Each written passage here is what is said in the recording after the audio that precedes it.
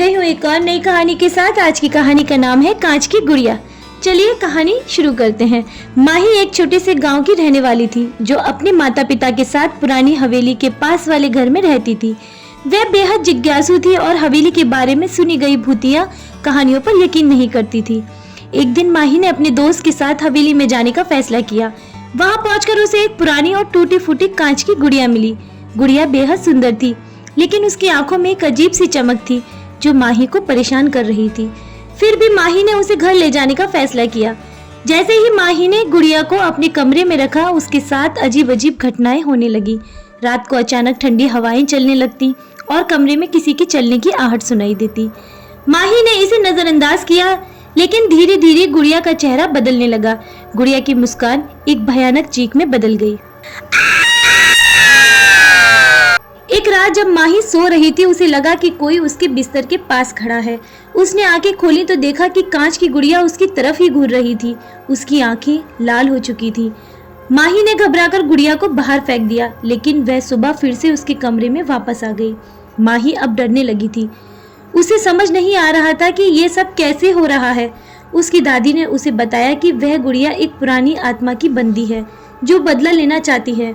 उस आत्मा को एक समय में धोखा दिया गया था और अब वह माही के जरिए अपना बदला लेना चाहती है। माही ये सुनकर भयभीत हो गई।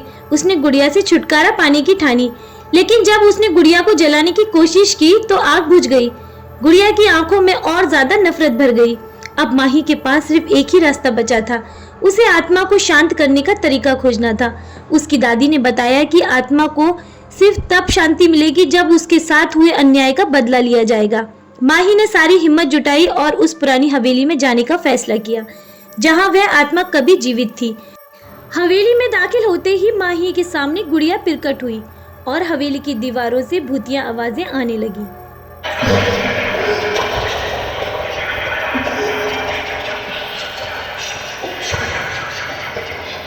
माही ने गुड़िया से माफी मांगी और कहा कि वह उसकी मदद करना चाहती है। अचानक हवेली की एक पुरानी दराज खुली जिसमें एक चिट्ठी और एक तस्वीर मिली। यह तस्वीर उसी महिला की थी जिसकी आत्मा गुड़िया में कैद थी और चिट्ठी में लिखा था कि कैसे उसे उसके प्रेमी ने धोखा दिया था और उसे मार डाला था। माही ने उस धोखेबाज प्रेमी को पहचान कर पुलिस के हवाले कर दिया, जिसके बाद आत्मा को शांति मिली। जैसे ही आत्मा शांत हुई, कांच की गुड़िया टूटकर बिखर गई और हवेली में शांति छा गई। माही अब समझ चुकी थी कि हर कहानी के पीछे एक सच्चाई होती है। अब माही उस टूटी गुड़िया को वहीं छोड़कर हवेली से बाहर निकल जाती है और सुरक्षित अपने घर जाती है और सुकून की सांस लेती है।